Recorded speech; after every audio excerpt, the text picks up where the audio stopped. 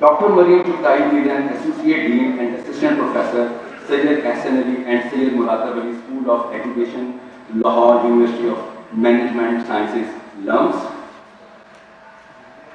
She has a doctorate in education from Harvard University, specializing in education policy, leadership, and instructional practice. She has 2 master degrees from Harvard University in international education policy and management, and a bachelor's in political science from Rice University. As a teaching fellow, she taught negotiations at Harvard Law School, leadership at Harvard Kennedy School, along with several courses at the Harvard Graduate School of Education. As a student, she founded the Harvard Pakistan Group HPSB with a community of less than 20 students in 2009. 3 years later, she handed over an organization with over 600 members, having established HPSB as the first university-wide student organization recognized by Harvard University.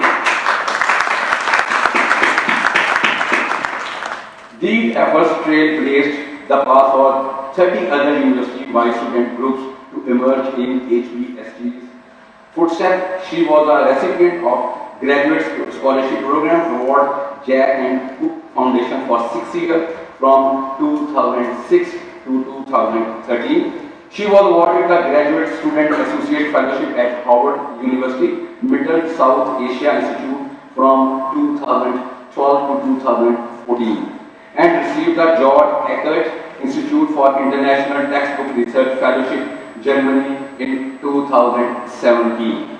Dr. Chughtai served as the Indigenous Pakistan Director for Harvard University Middle South Institute.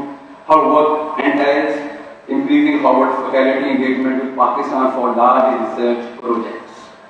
As part of her family business, she served on the board of directors for Chughtai Labs, Pakistan's largest private healthcare network. She returned to her home country after 15 years of higher education in the United States.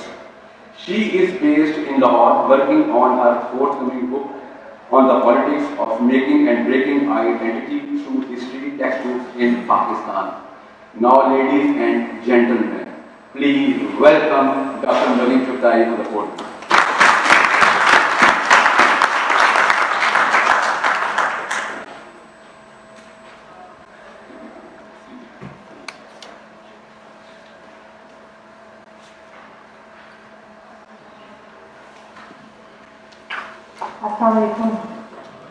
कैसे आप लोग? I heard that this talk is going to be live streamed across Facebook Live.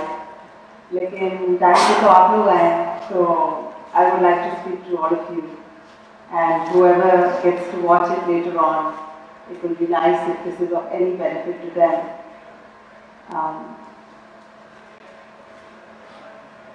I found this image on the internet actually of this child. What I like about this image is that एक तो उसके बाद जो कुंडी लगी है, that symbolizes something. And there is a window outside of this closed classroom, but the child is not looking outside the window. The child is looking for something, however, and that is very symbolic of how enslaving our education system is and how hopeless it leaves our students. I would like to give this talk on education as a powerhouse of economic growth and development, but very different from how we have typically understood education to be. They say that every child is an artist, and as they grow up, the artist in them is taken out by the schooling that they receive. So this is Paulo Freire's model, essentially, where the purpose of the school is to remove any kind of individual characteristic of a child and to cut-paste a particular way of seeing the world and to pour it into their minds as pre-decided content on how they ought to think about themselves, others, and the world. Now, what this leads to is a total lack of creativity and a total diminishing of any kind of diversity in thought. If we had to buy an iPhone or any kind of phone, we would not buy a phone that was perhaps more than 5 or 7 years old. But the education system we have is more than 100 years old. This is the industrial model of delivering education, where all kids sit in one line, much like in a factory, are given the same kind of treatment at a particular stage, and then are graduated to the next stage without any room for individual learning difference. I remember when I was in class 2 in second grade, I couldn't understand how to do long division. And the class had moved on. Most of the students in my class understood how to do long division. And I thought, that's okay, this will be my secret with myself. I just never know how to do long division, then I'll move on. But that very early time spoke to me about how the school system was not set up in a way to help a kid stay with the rest of the class, and instead, in fact, pushed on the child a stereotype that the child was a failure or the child was stupid because they couldn't keep up with the industrial model of delivering education.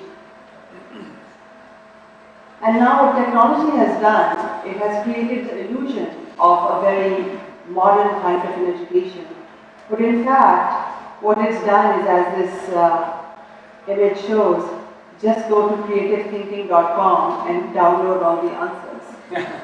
So this technology and education, which has apparently become the panacea which will solve the literacy problems of the world, is something that has not quite yet been figured out. We think that by handing our children smartphones that have all the content from the letters of the alphabet to any encyclopedia, our job is done.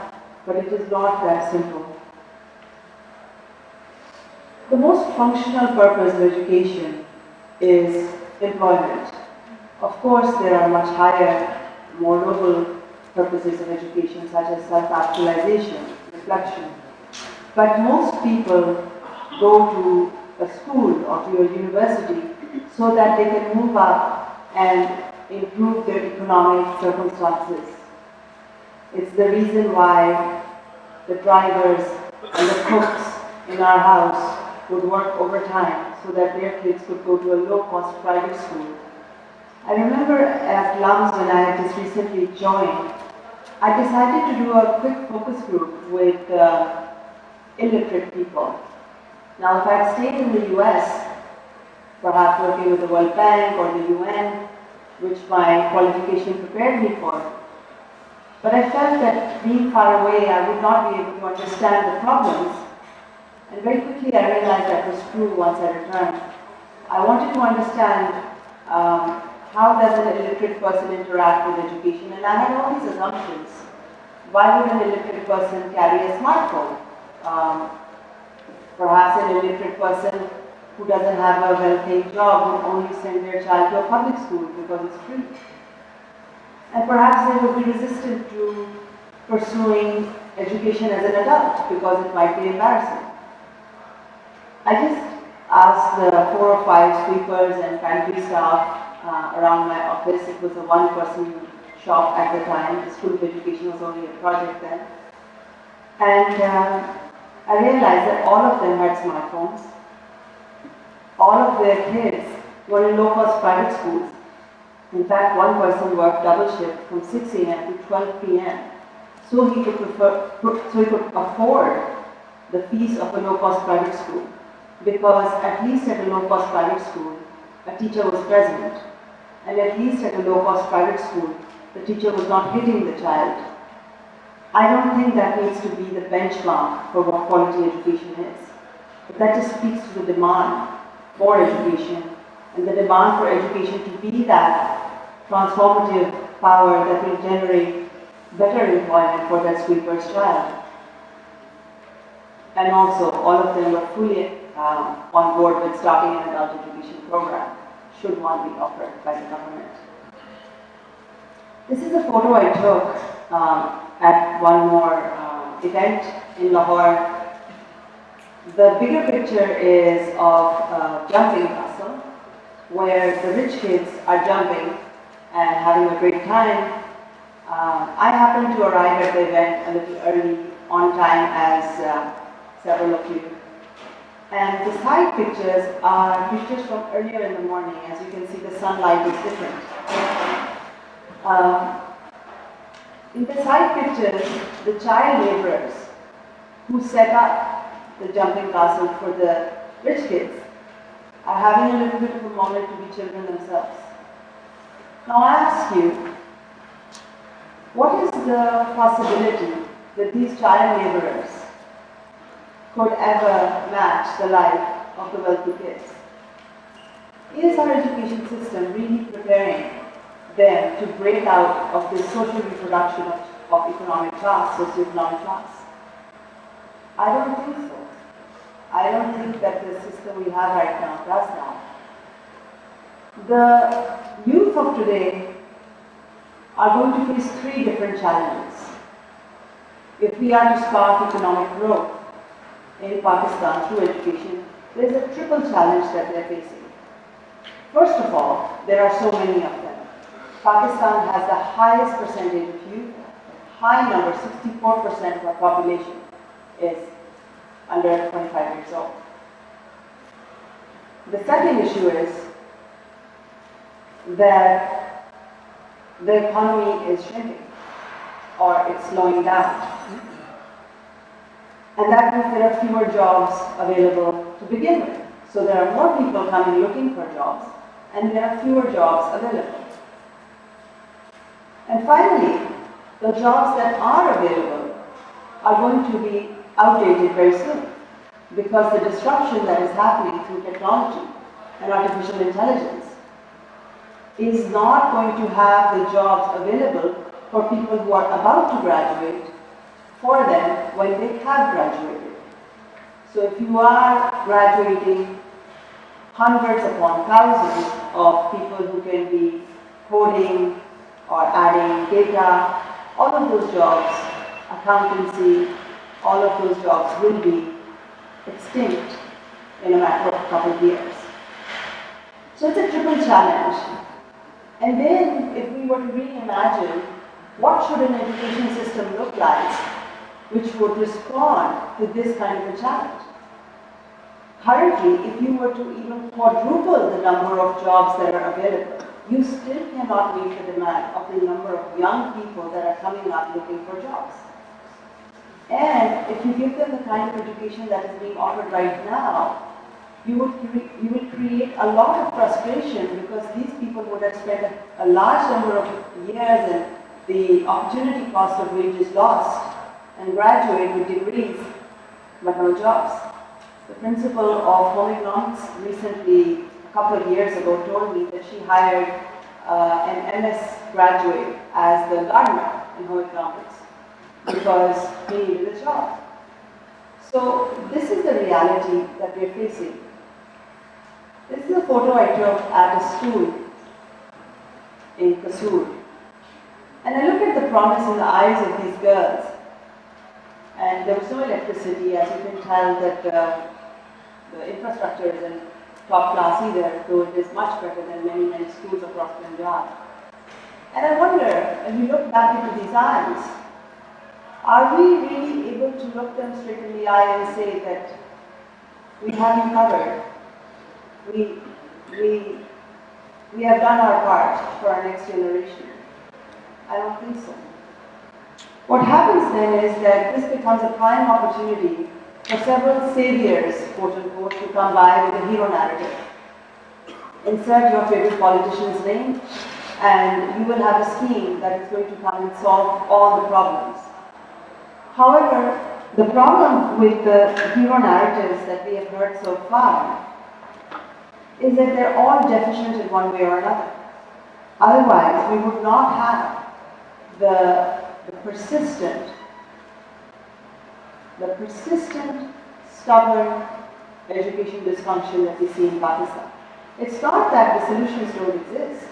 India and Bangladesh have taken them up, and Pakistan is no longer amongst South Asian countries in its education statistics. Pakistan ranks amongst the 12 sub-Saharan African countries in terms of its education statistics. Every 10th child in the world who is illiterate is a Pakistani. The only difference between Pakistan and sub-Saharan African countries is that Pakistan is also a high population country, and Pakistan is a nuclear country with a nuclear neighbor, both of which are hostile towards one another. So this is a real challenge, and we cannot really afford very long to have these hero narratives come up with cookie-cutter solutions which don't really work for Pakistan's grassroots realities. So when I came back, I tried to understand what is deficient.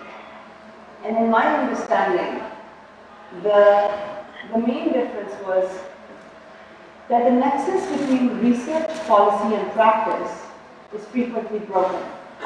So you have in Pakistan policies that are research-backed, but there is no practice. For instance, Article 25A in the Constitution guarantees the right to education for every child, but it is not seen in practice. You will have research and practice together, but no policy. We can all think of at least one non-profit that's doing fantastic work, but is not getting the attention of the policymaker. It's not at scale. And then my favorite, where there is policy and practice, but no research. So somebody gave a grand idea to the politician and said this would be wonderful for your constituency. And even if there was research contrary to that, that idea was put into practice at scale. MIT's project, One Laptop Per Child, is a multiple country study that was done 10 years ago that showed categorically that learning outcomes for children by giving them laptops actually declined.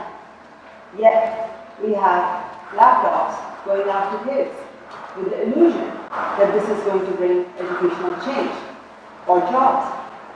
So when I came to Pakistan, the School of Education that me and Dr. Andrabi, my co-founder, we set up, we committed ourselves that if education is to meet the demands of education, of economic development, then we have to marry ourselves to this notion of operating at the nexus of research, policy, and practice. This is very hard to do. However, I have brought to you some evidence of how, by staying committed to this ethos, you can actually create a large number of new jobs in Pakistan fairly quickly. This is a project, KP Impact Challenge, which was funded by the KP government. And it was about a year and a half ago. It has just come to a close. It's going through third-party audits. And this was given to LUMS. I was the project director. The purpose was to train youth entrepreneurs and do some capacity building, help them start their businesses, and see what happens. For this, I started doing a lot of outreach across provinces, across the province. I personally went to many of them. And here I would like to share that I had a number of stereotypes about KP that were dispelled. Again, speaking to the importance of keeping research and practice together. For instance, one of the focus groups I conducted, a young man said to me, हमें बचपन से सिखाया जाता है धैर्य और बंदूक, लेकिन इसके आगे क्या है? How many of us have heard of a joke of a Pathan that makes fun of his ethnicity, but never talks about the grit and the resilience that those people bring? Similarly, I had a lot of assumptions about what it's like to be a woman in Khyber Pakhtunkhwa, and that it would be very difficult to get women entrepreneurs. But my research tells me that women in KP are supported tremendously as long as they are operating within the separate parallel system which is not oppressive. The parallel system, which is for women and has minimal interaction with men. They are supported by their fathers, by their mothers, by their fathers-in-law, and by their mothers-in-law. I have personally visited so many of these women who had newborn babies and their in-laws were supporting them as they ran their own businesses.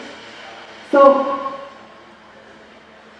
I would like to start with that premise that when you think about this project, I want you to think about all the stereotypes we have and how they actually play out in the field. The other thing I would like to point out is, as I was trying to figure out what is the best intervention to make for youth in KP, what kind of an entrepreneurship program should I develop or set up, I realized that the current solutions available are really problematic. There are several entrepreneurship training organizations, public, private, non-profit, and donor. But what they are offering are high-cost incubation centers, which privilege the elite, which privilege those kids who already have running businesses, and which privilege men, because men can afford to go to a big city and sit for 6 months in an office, in a big incubation center, and just think about their project. Women can do that, even if they are from Lahore, let alone if they are from Ratan. Secondly, a lot of these entrepreneurship trainings were treating entrepreneurship as a course in tailoring. This is a 10-day course. You will sit in a hall like this one. We will talk about marketing and legal and customers, but you will never really interact with the customer. You will just learn about how to interact with the customer. And sort of like promoting that same rote memorization that happens in schools. And finally, many people think that the main barrier to setting up jobs and new businesses is access to finance. That is true of micro-entrepreneurs or microfinance, where you're going to help someone start giving them a basic sewing machine or something. But if you're talking about young people starting new businesses, restaurants, delivery services, taxi services, it's more finance. It's actually the right kind of training. So this project that I started, it had a really different approach. Some of the key aspects of this project were that I introduced on-site incubation. I'm not interested in bringing an entrepreneur all the way from Hangu to Peshawar so that they can understand how entrepreneurship works. If I really want that entrepreneur to create a business in Hangu, then that entrepreneur must get training in Hangu. Now that we have technology, we can actually help that person customize and individualize and personalize the content so that the program that they make is not suited for neither Peshawar nor the rural area they're from. Secondly, I discouraged this concept that you have to have a brilliant idea and bring it up and you will get funded. Because lots of brilliant ideas are not monetizable. You need to come up with an idea. So you need to come with the right attitude of resilience and grit and confidence and accepting failure as a positive thing for you to be able to come up with an idea from the field and learn to monetize it. And this happened with a number of our entrepreneurs because they came with one idea, but before the training ended, they had even started making money of a different idea that they picked up by actually going out and talking to people. And finally, as I said, that the jobs of the future, and the future has arrived. The World Economic Forum report talks of 2020, which starts in about 5 weeks. This kind of education for entrepreneurship is adaptive. So when you're teaching them the soft skills of how to respond to the market, rather than hard skills of how to be an accountant, you are going to train them for the job they will have, the third job they will have starting today, because they will be able to adapt to it. I also wanted, and credit for this in my project goes to Minister Atif Khan, who is now Senior Minister for Youth, Culture and Sports in KP. He said that I must be inclusive. and must not make this program only for the urban youth, but also for the rural youth, for women, for people with disabilities, whom we call differently abled people, and for minorities, ethnic, linguistic, and religious. So we did, and even transgenders. So we did special cohorts with them. A lot of people didn't understand what the word entrepreneurship meant. Several women, in fact, were doing business, but they didn't think people would pay for it. So they had little handicraft things, or they were making food for relatives and giving it out to friends. And they didn't know the word of what entrepreneurship meant. And entrepreneurship was also looked upon with a certain stereotype that we didn't send you to school so you could start, what's the equivalent? Dukaan laga sako, you know. So they don't think of an entrepreneur as someone, they think of an entrepreneur as an uneducated person. And then there were these several cohorts we did all across, dedicated cohorts with women in different tourism centralized areas. I also wanted to put LUMS out of a job. So I wanted that LUMS should go in once and do a significant amount of capacity building in KP with KP universities. So we partnered with 9 universities and gave them our curriculum for free. We didn't charge any licensing fees. We wanted that the next time they want to do this kind of training, they should be able to do it themselves. And why should LUMS have the copyright on socioeconomic mobility? So, in fact, not only did we train and give them the curriculum, 5 of our cohorts were actually trained by the master trainers. And now, even though we've created jobs with the entrepreneurs, some of our master trainers have also started new businesses of training entrepreneurs. So that wasn't part of the plan, but they are also now started their own consultancies, which is nice. There was a significant amount of monitoring, and now I come to some specific outcomes. So this was a project for 500 million rupees. 100 million of that is still unspent. We are going to return it to the government. 84% of it stayed in KP government for giving out grants. 16% came as the operational cost. LUMS did not charge any overhead for it. And in respect of the integrity that, or the contribution that my university was making, I also did not charge a salary of the project. So with this amount of money, the project has just ended, so some businesses have just now gotten funding. We trained more than 400 young people. Every district in KP is represented. 8 of our entrepreneurs are from Pata, or as are now known, newly merged districts. We funded 218 businesses, and the success rate of our businesses is 82%.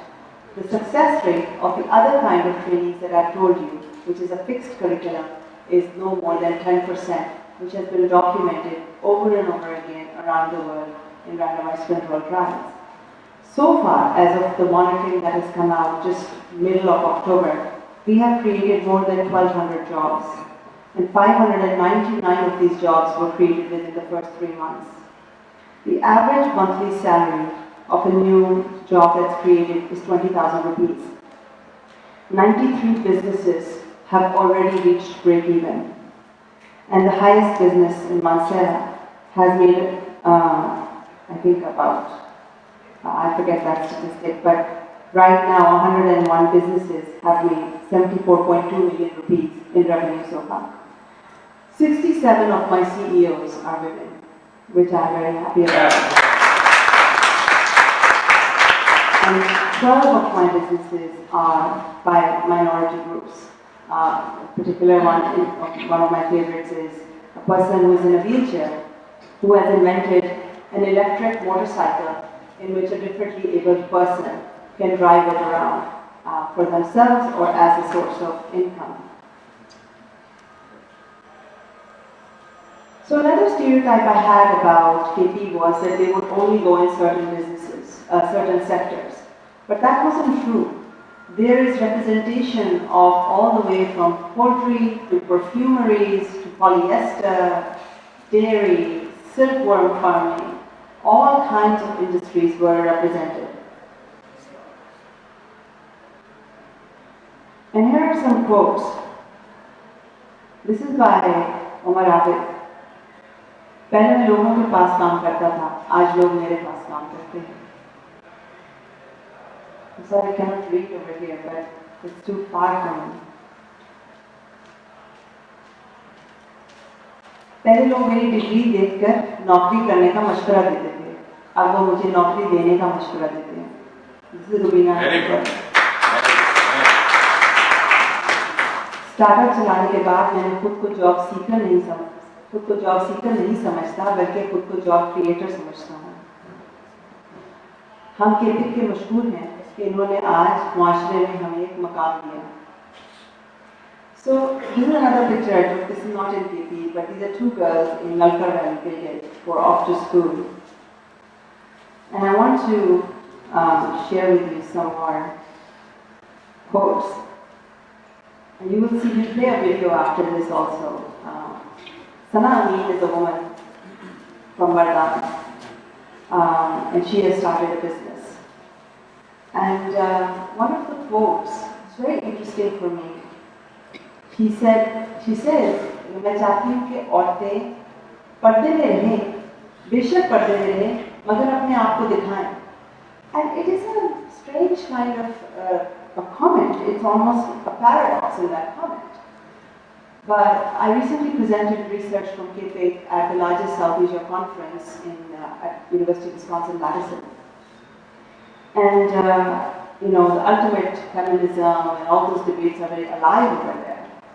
But this statement in itself, I think it is the height of feminism, because it removes from a woman how she dresses, and it really puts up front who she is as an entrepreneur, irrespective of her gender, irrespective of her clothing.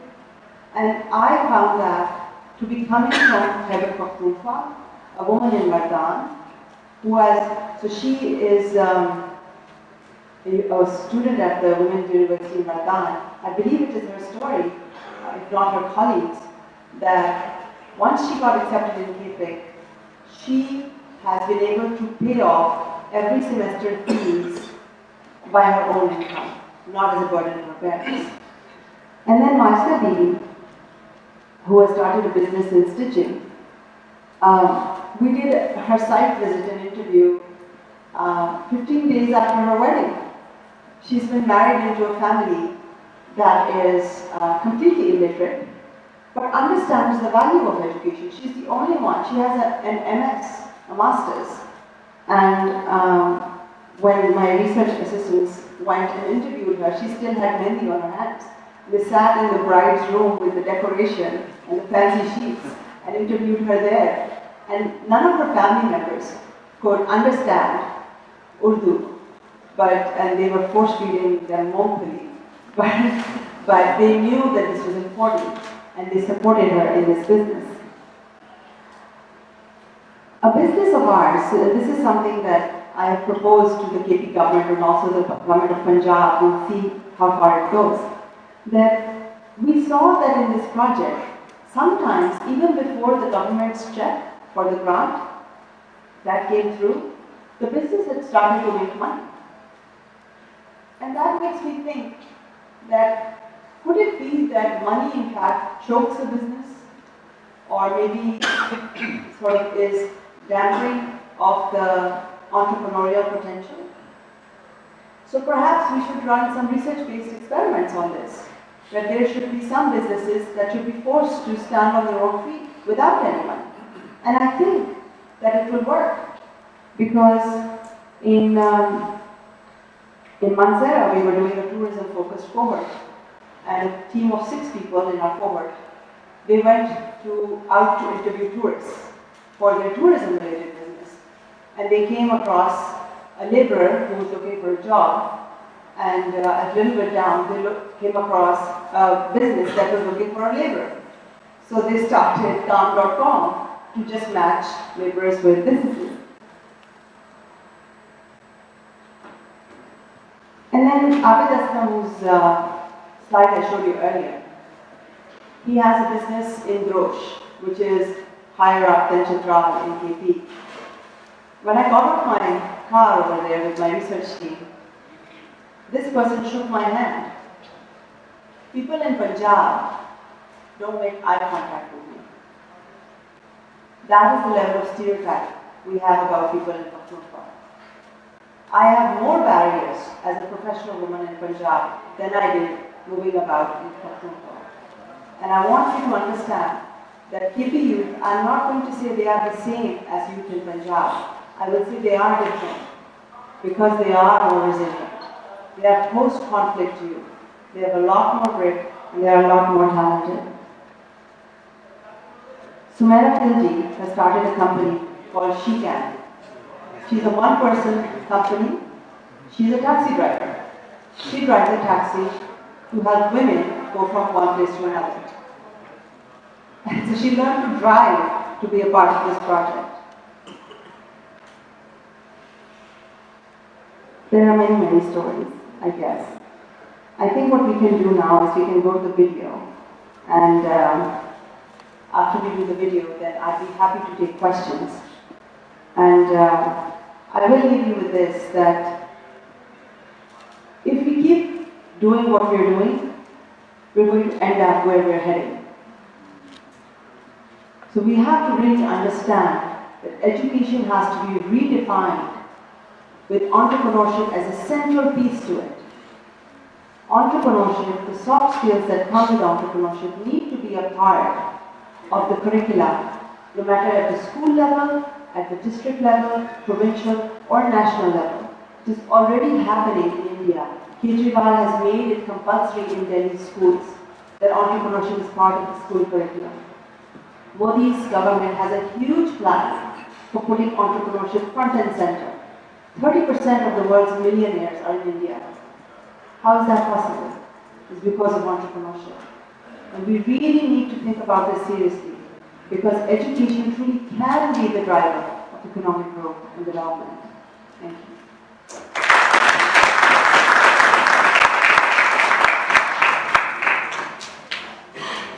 Video.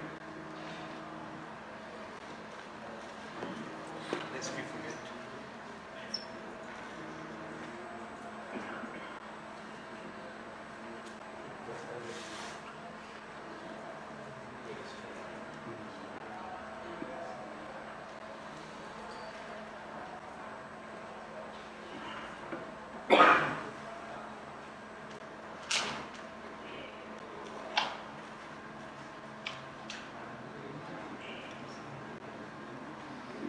Problems थी, लेकिन पिछला जो तकरीबन कोई 10-15 साल गुजरे हैं, जो कि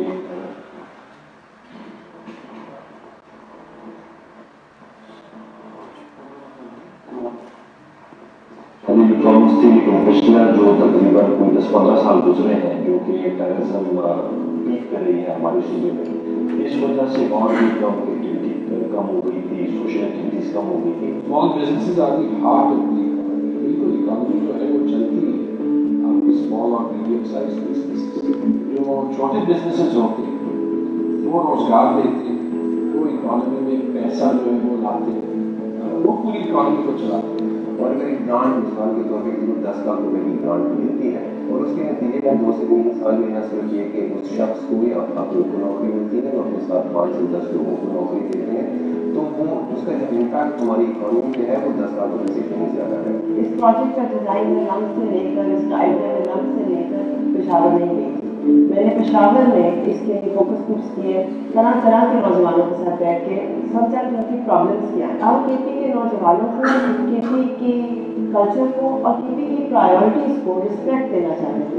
तो ये एक कॉन्सेप्ट था कि हम लोगों में सोच ले आए कि वो नौकरियां मांगे नहीं, वो खुद अपना बिजनेस शुरू करें, अपने आइडियाज लाएं और वो और लोगों को नौकरियां दें। आज में मैंने जब एक कारोबार शुरू करना था तो मेरे पास पैसे नहीं थे। ये मुझे काम आता था, मैंने सीखा था, लेकिन पैसे नहीं थे। तो मैंने कहा मेरी बात हम इसे कहीं कि मेरे लिए पैसे का बंदोबस्त कर ले, तो हम पैसे दे नहीं सकते थे क्योंकि उसका वो भी मजदूर था। हम जिस सोसाइटी में रहते हैं पुश्तून सोसाइटी में पढ़ता है तो यहाँ पे उनको इतना आगे नहीं छोड़ा जाता, उनको बस कहा जाता है कि आप इतनी एजुकेशन हासिल कर लें कि बस अपने बच्चों को पढ़ा सकें। बहुत से लोगों ने ये भी कहा कि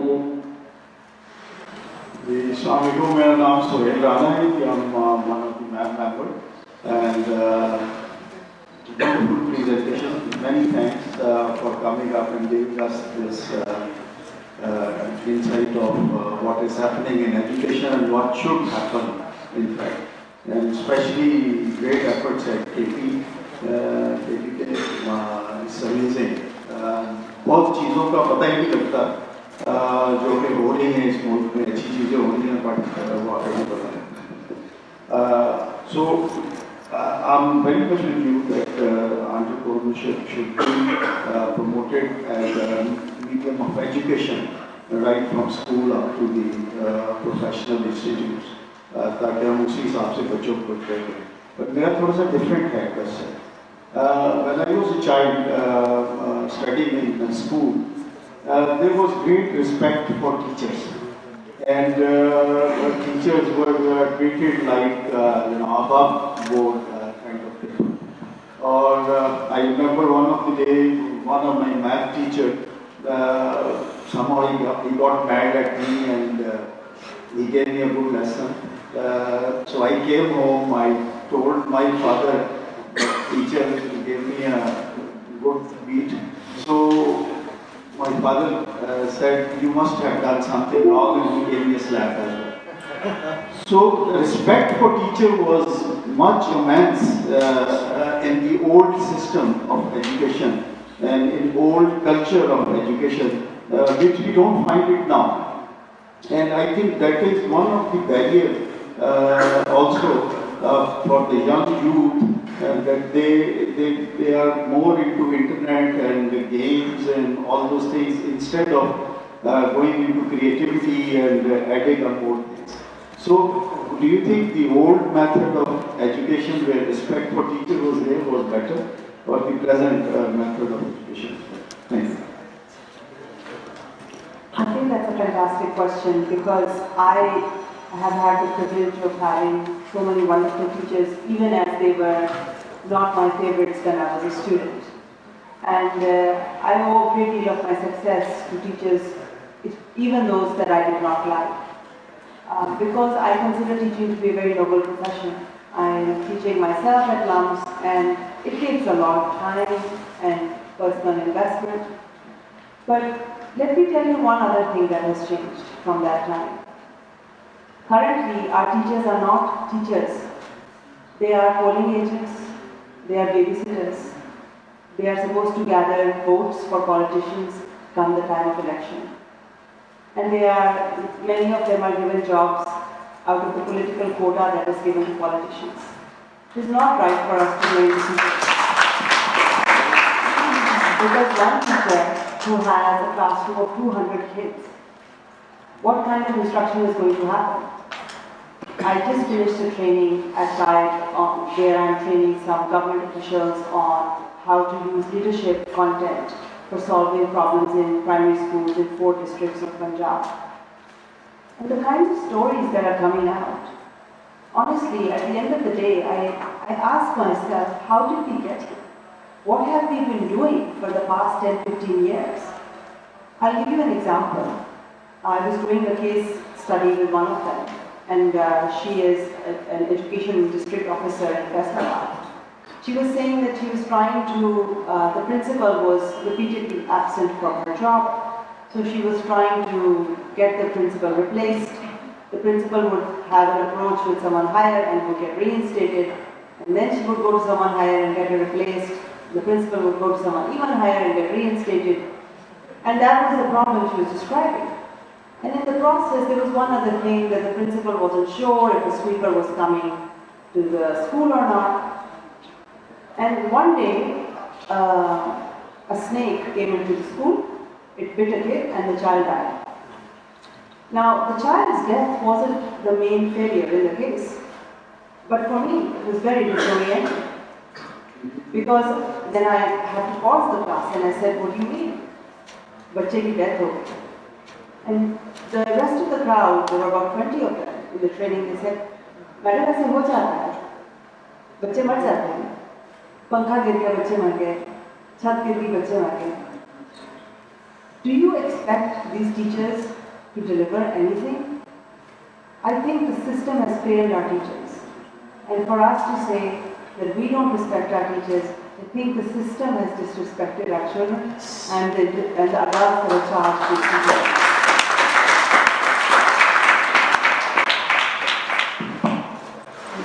Dr. Nasir Chaudhary is my name. Really made a very wonderful presentation today and made change our perception about KP and of what things are happening over there. My question is specific to the education system in Pakistan.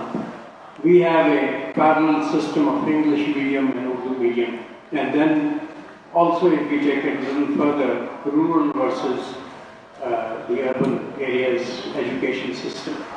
How long we are going to sustain something like this, and this is creating two different classes altogether.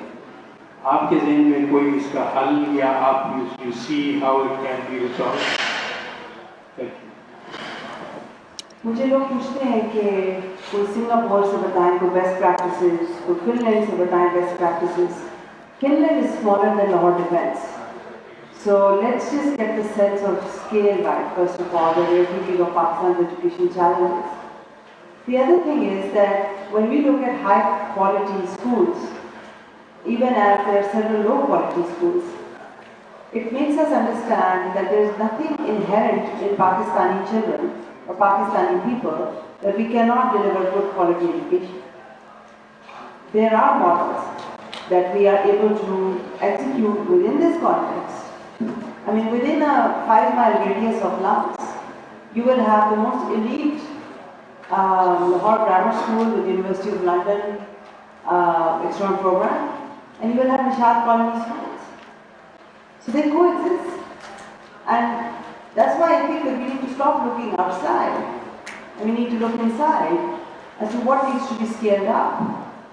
Now the question is, again my point about research policy and practice, that we have good quality practice and good quality research-backed practice in Pakistan, showing schools that are functioning very well. Even government schools, some government schools are of good quality. But the government's priorities have been about ribbon-cutting opportunities.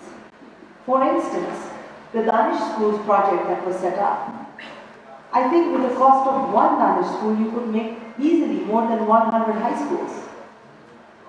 So what is the point of making one flagship school? There's a total of 16 Danish schools across Punjab. And sure, those stories are very heart-touching. I have been a very vocal critic, as much as I respect the work that the Citizens Foundation does. And that I have met these children, and it's very hard for me to be a critic of non-profits that are doing phenomenal work, but are nonetheless focused only on just getting their model right and not expanding. They are now in talks with the government to help the government achieve scale, but it is as though you were on the Titanic and you know the ship is going to sink, and you're moving children who are in the bottom deck or onto the top deck, but the ship is sinking. So the point is absolutely right that we have these parallel systems, but the citizenry of Pakistan needs to hold government accountable for having education policies that are good for everyone, not for only some people. It's really as simple as that. We need to stop voting for people who will only get some flagship programs started that are not good for the overall country.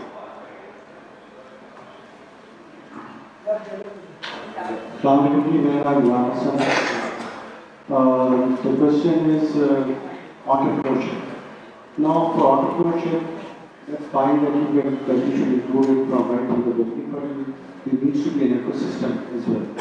I mean, access to capital is also one of the major areas where the SME sector has to be, financed, because not many of the people, they may have the brilliance of the idea, but probably that cannot be funded if we don't have VCs or angel investors, which are coming to Pakistan now. And there are some areas where people are, but mostly they are tech oriented. They are not into the traditional part of business. Maybe AI and augmented reality, that is the future, but we've got so many projects available in Pakistan which is not being funded about it. What is your take on that? I think that's true. There is a space for incubation centers, for VC-funded tech businesses, but that's not the story of the average entrepreneur in Pakistan. I think that there is evidence that the primary barrier to starting a business is not finance.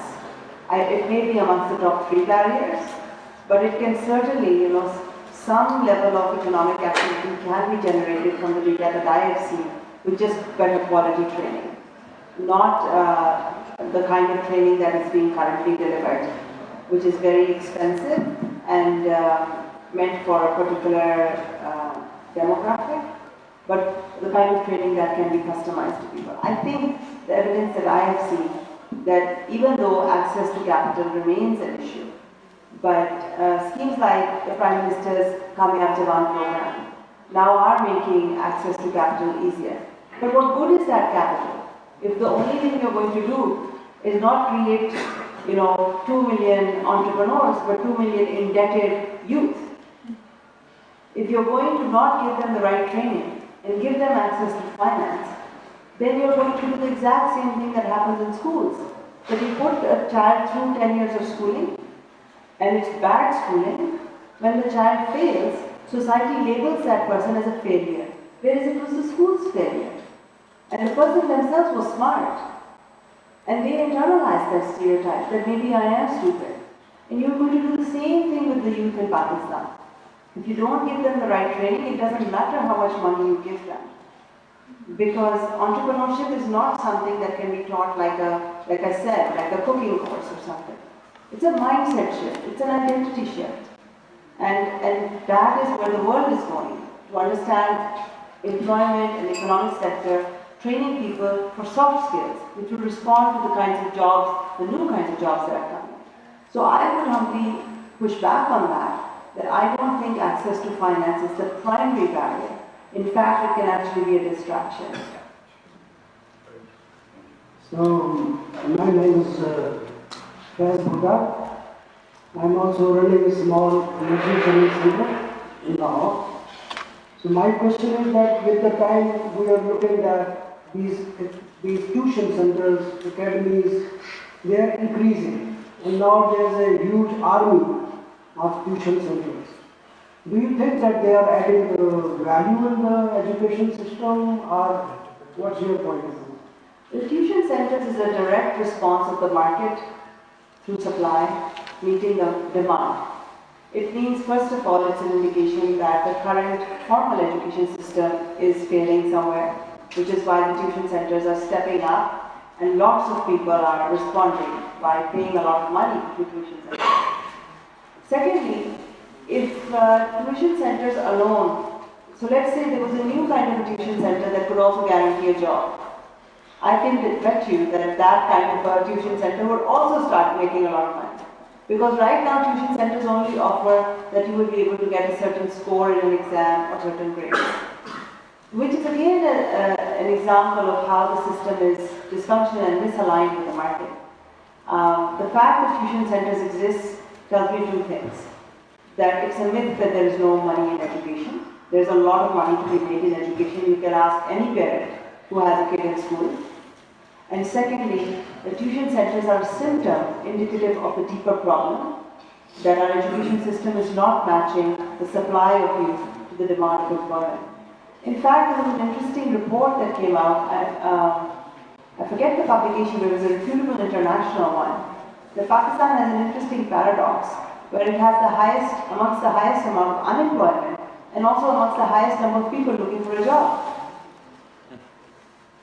So what's the role? If you were to shut down this education system today, you would do a service.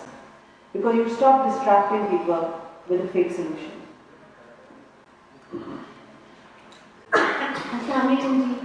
My name is Usman Amal.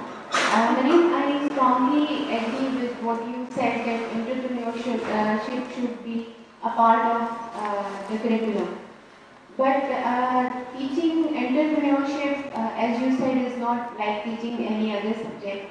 It's a mind shift, it's a development of certain skills.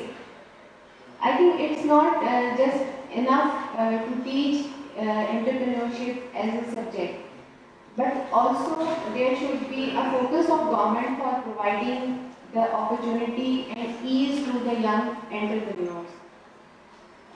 In Pakistan, we don't see any institution which can rightly provide the guidance to those people who want to start their business.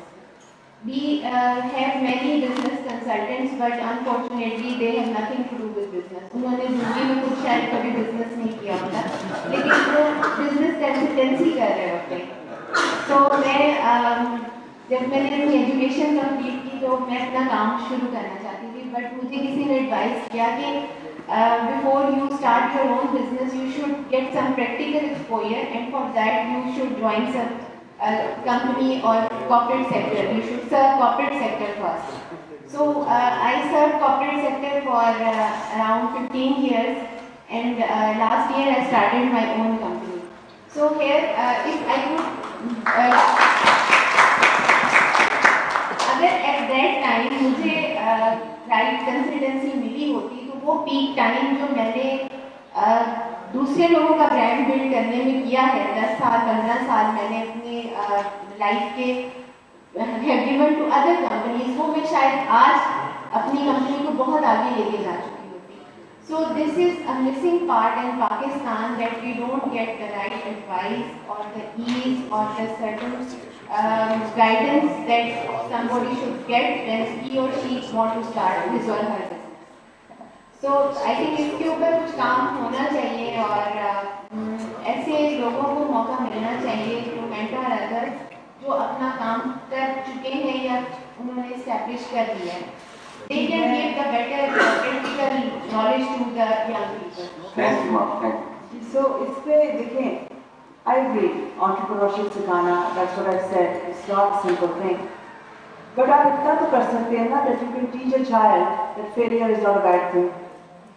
हमारे यहाँ जो expression है कि जो पढ़ता है ज़्यादा, जो पढ़ के इम्तिहान में पास करता है, उसे कहते हैं गधे की तरह पढ़ा है उसने. और जो पढ़े बगैर पास करे, उसको हम कहते हैं बॉर्न जीनियस. क्योंकि मेहनत करने को या फेलियर को हम एक अच्छी चीज़ नहीं समझते. आप एंटरप्रेन्योरशिप ना सिखाएं, स्कूलों में बच्चों में निकल के कोई बिजनेस स्टार्ट नहीं करना, लेकिन उन्होंने उस चीज़ को इंटरनलाइज करना है कि हम अगर कुछ ट्राई करेंगे और अगर उससे मकसद में कामयाब नहीं हुए लेकिन कुछ सीख लिया है हमने, तो ये एक अच्छी बात है. टाटा ग्रुप ऑफ कंपनीज का एक बेस्ट आइडिया का अवार्ड है, साथ ही उनका बेस्ट फेलियर का भी अवार्ड है, because they want to encourage people to try new things. So I'm not saying that you should teach the whole entrepreneurship business in school, but you can start teaching, you can start encouraging kids that when they have a good idea or a bad idea, it's still an idea, and that I think should be done. Thank you. So what problem is, sorry, humor is problem solved? Can we start now? Please start the remaining part. Please.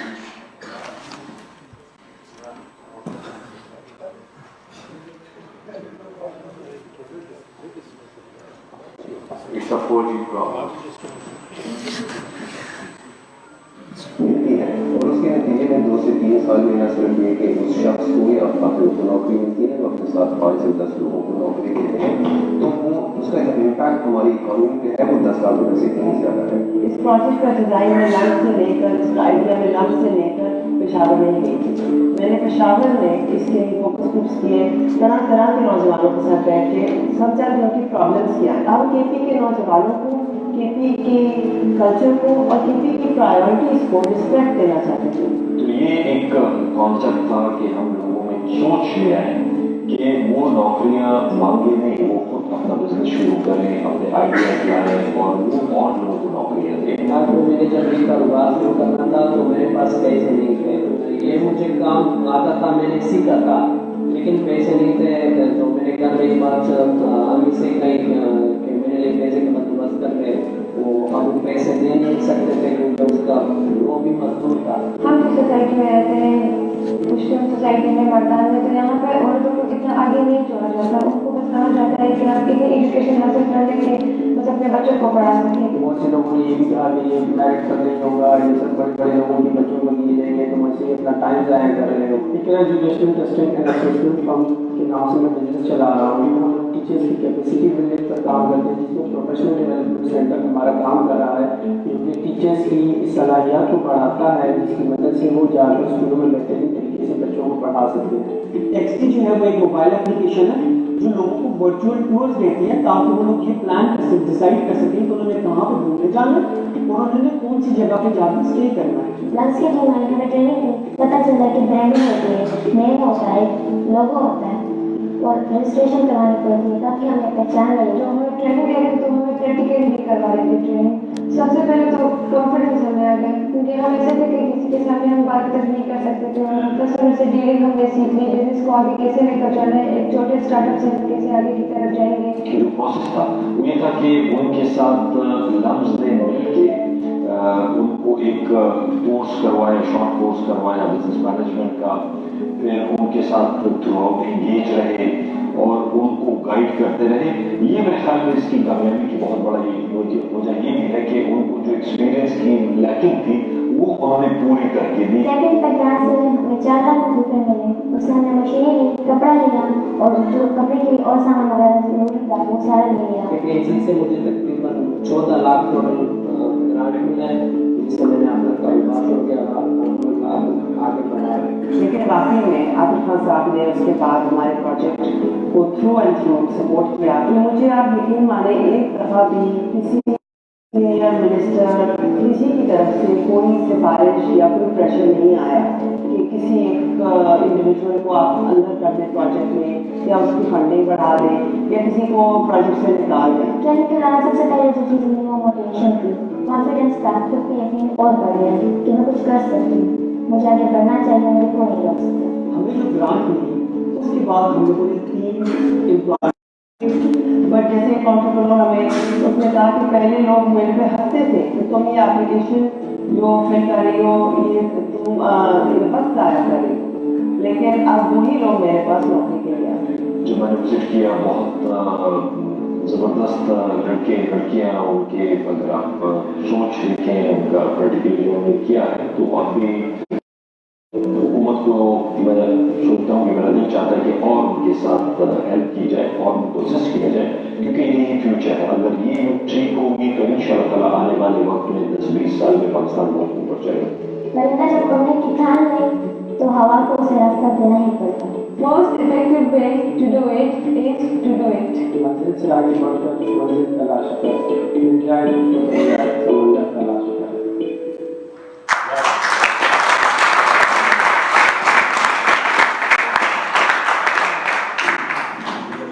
Any more questions? Yeah.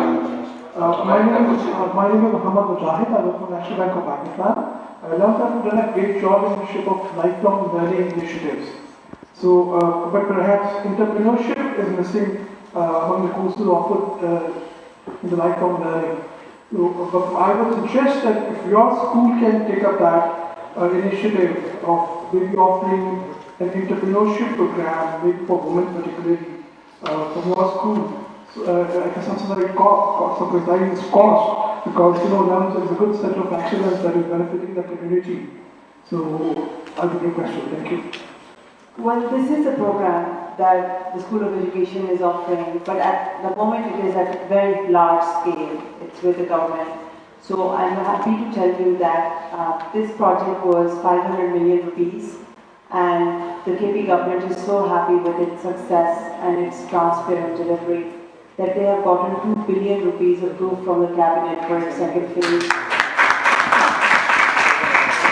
So yes, we could offer it at LUMS also for people with the vicinity. But my comment to the management committee and to say Babar Ali Saab, who is the donor for the School of Education, was that the School of Education will take LUMS out of LUMS. Assalamu alaikum everyone, my name is Shumai Rahman and I am from Miller Tractors. I work there as a head of strategic branding and research. So first of all, congratulations. congratulations to you for bringing this revolution, at least in KPIC. But this is your passion, and this is like almost like an unsung hero. We only get to hear about this by coming to the seminar today. We don't get to hear this about the media or get publicized. So how do you plan? Do you want to do this for Punjab, for children of Sindh, for children of Balochistan? So that would be the completing this revolution. So even if the government in Punjab or in Sindh or in Balochistan are not willing to take the initiative, do you think you're planning to move ahead with this beautiful program?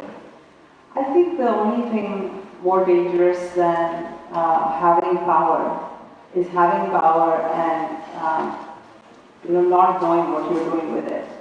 So it's true, we have figured out how to deliver this content in KP to youth, and when the bidding opens for the second phase of it, we will apply for it.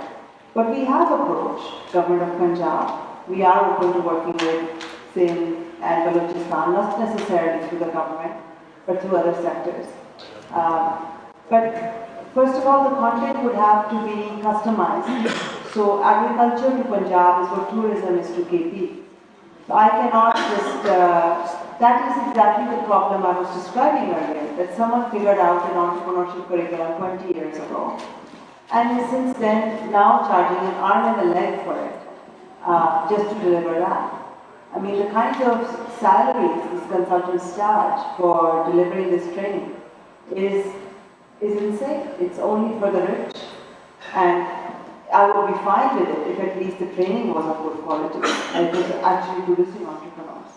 So again, staying committed to my ethos of research-informed practice and policy, I think that we are absolutely ready to go across Pakistan. Prime Minister Imran Khan's task force for Kamyab Jawan, I am on that task force, and once the project, but front row seats are taken up by a lot of entrenched interests, so, and when something like this comes up, which is so transparently done, and there's no room for kickbacks. I mean, honestly, every biscuit in the office that came of my staff has my signature on it. And sometimes I had to stop that someone was having too many biscuits. But that kind of